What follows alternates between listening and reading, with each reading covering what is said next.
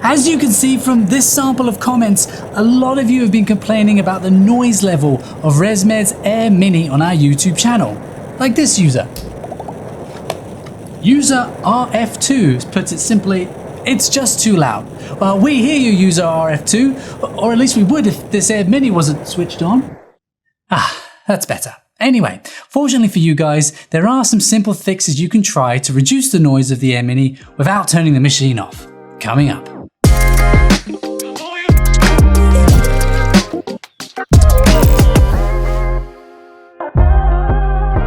Right, so you have a noisy AirMini. Well, here are 3 top tips for solving that pesky noise problem.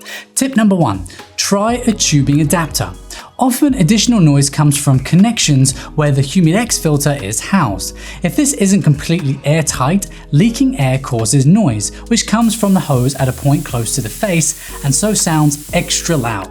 To fix this, you can buy a tubing adapter so you can use standard tubing and masks with the AirMini and avoid the Humidex housing altogether.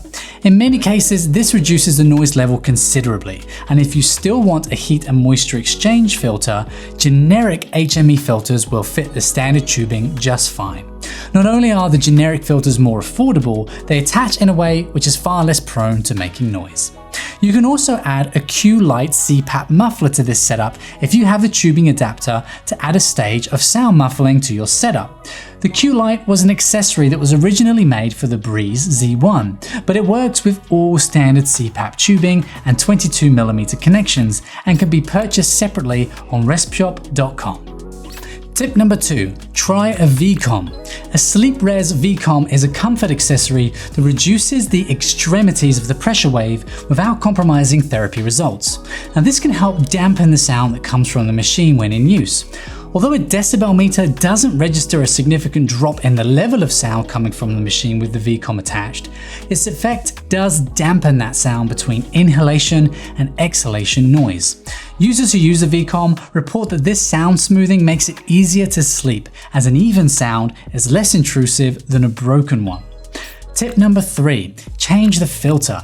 Another reason your AirMini might be louder than usual is that the filter needs changing. If dust and particulates are clogging the filter, it can make a whistling sound that adds to the general noise coming from the machine. ResMed say the filter can last for 6 months, but we suggest you change the filter much more regularly, as much as every 2 months. If you want to know why, check out our filter video linked in the card above me or in the description below. To change the filter, slide down the cover at the tube end of the unit, remove the old filter and replace it with a new one, then reattach the filter cover. Done.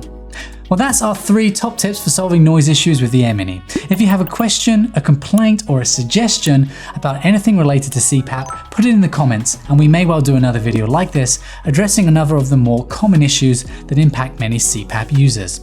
Everything we've discussed today in this video, including the tubing adapter, the VCOM, the q-lite muffler, standard tubing and masks, generic HME filters, and dust filters are all available on our website, and links to them are in the description below.